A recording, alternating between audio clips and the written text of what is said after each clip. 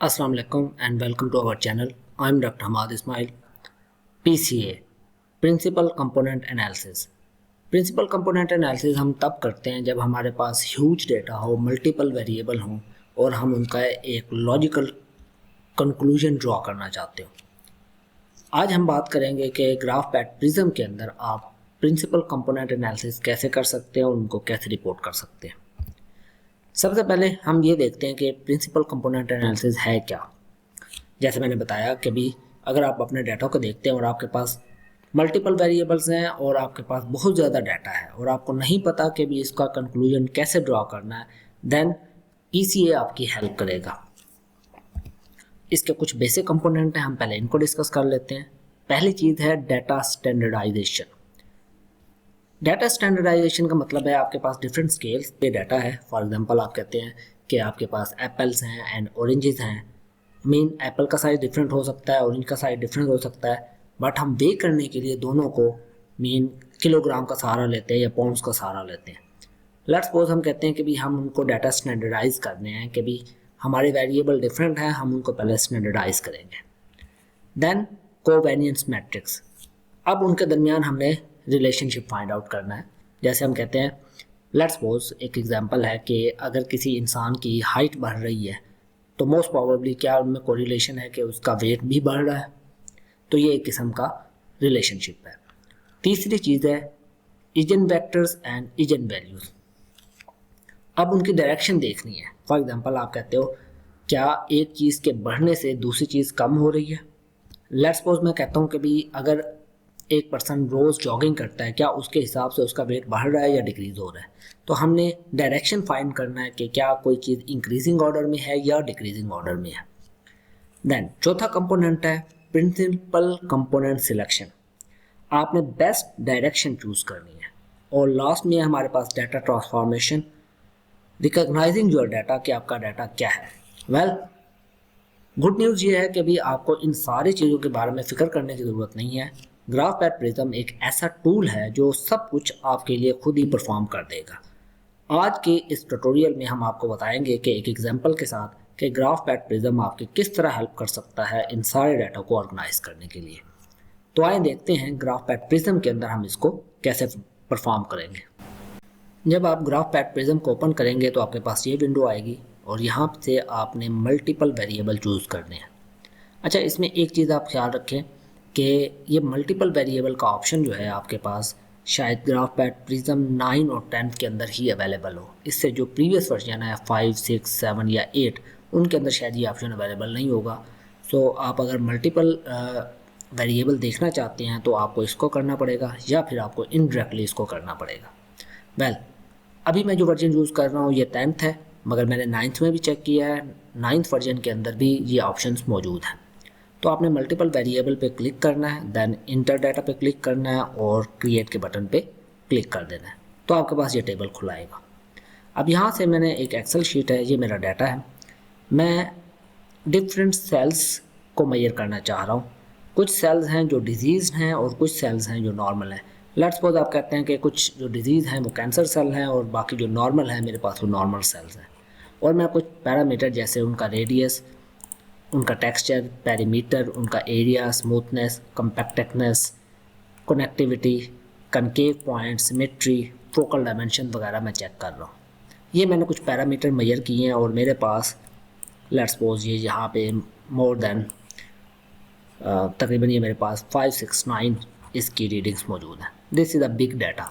अब मैं इसको देखना चाहता हूँ कि एक कंक्लूजन ड्रा करना चाहता हूँ कि इन तमाम पैरामीटर की बेस पे डिजीज़ या नॉर्मल की क्या शेप बनती है और कौन सा पैरामीटर इनमें से रेडियस इम्पैक्ट कर रहा है, एरिया इम्पैक्ट कर रहा है, क्या इम्पैक्ट कर रहा है। तो सबसे पहले मैं इन सारे वेरिएबल्स को यहाँ से सिलेक्ट करता हूँ। इस डाटा को मैंने यहाँ से सिलेक्ट किया। सिलेक्ट करने के बाद मैं इसको कॉपी करके सिंपली यहाँ पे फर्स्ट कॉलम में रख के यहाँ पे इसको पेस्ट कर देता हूँ। तो मेरे पास ये सारे वेरिएबल यहाँ पे क्या हो गए, इंक्लूड हो गए। देन मैंने यहाँ से एनालाइज में जाना है। अगर आप इसको नेम करना चाहें तो मैं इसको नेम दे देता हूँ डिजीज़ वर्सेस नॉर्मल का मेरा ये डाटा है। अब यहाँ से मैं इसको एनालाइज पे क्लिक करता हूँ। एनालाइज में आपने यहाँ से मल्टीपल वेरिएबल्स में नॉर्मली आप देखें यहाँ पे एक ऑप्शन है आपके पास मल्टीपल वेरिएबल्स, इसको चूज़ करें। इसके अंदर आपको मिल जाएगा principal component analysis.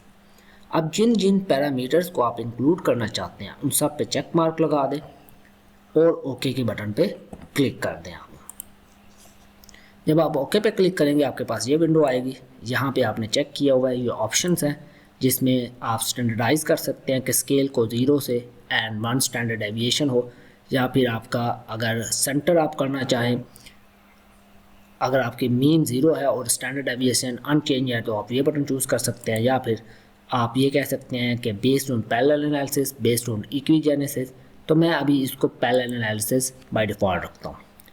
Present tile level आपका 95% होना चाहिए और नंबर ऑफ सिमुलेशन नॉर्मली हम 1000 रखते हैं और इसको ऑटो पे क्लिक कर दें।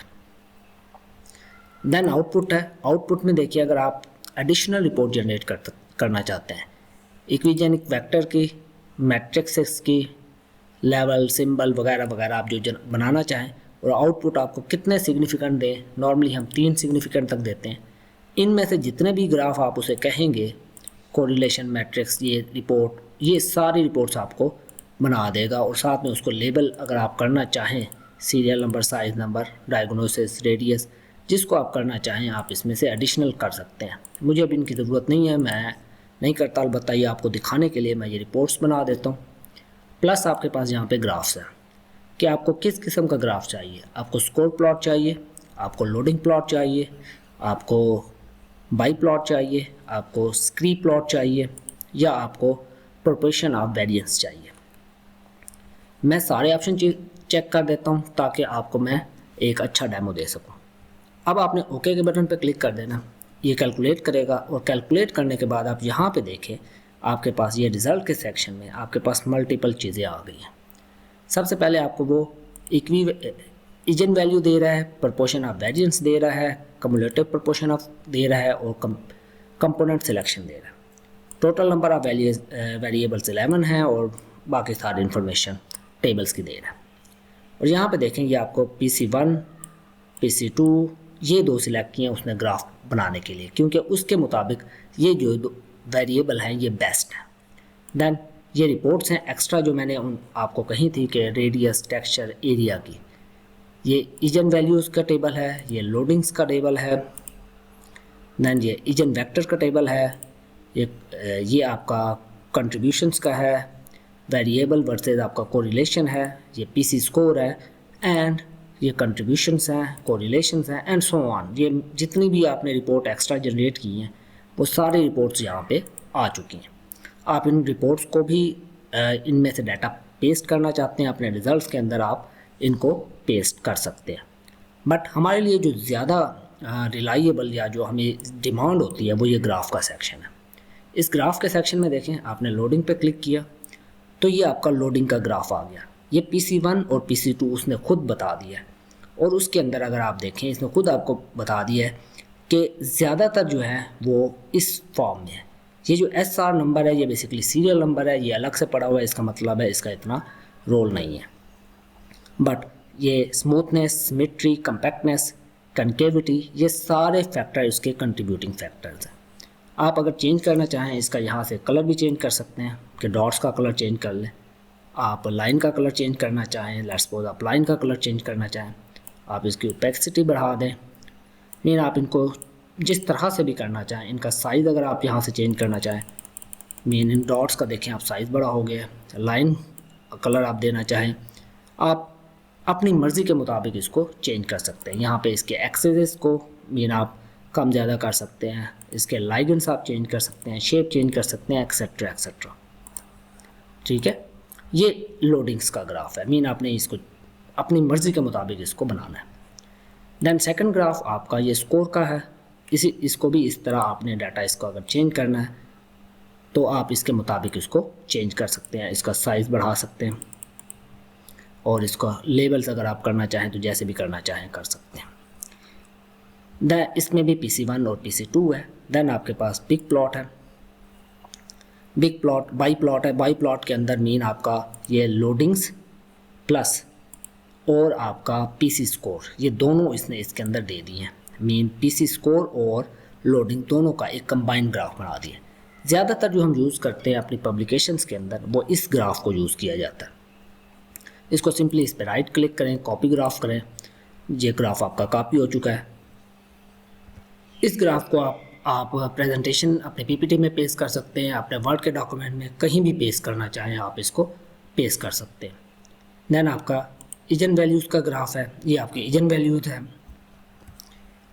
और उसके बाद आपका लास्ट में ये प्रपोर्शन का ग्राफ है कि इंडिविजुअल और कम्युलेटिव कितना है और प्रिंसिपल कंपोनेंट एनालिसिस आपका किस तरह से हो सकता है।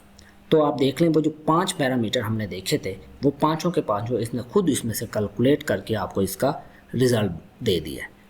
तो इस तरह से आप अपने डाटा को एनालाइज कर सकते हैं। अगर आप लोगों के कोई क्वेश्चन हैं तो आप कमेंट कर सकते हैं। Thank you so much for watching. Allah हाफिज़।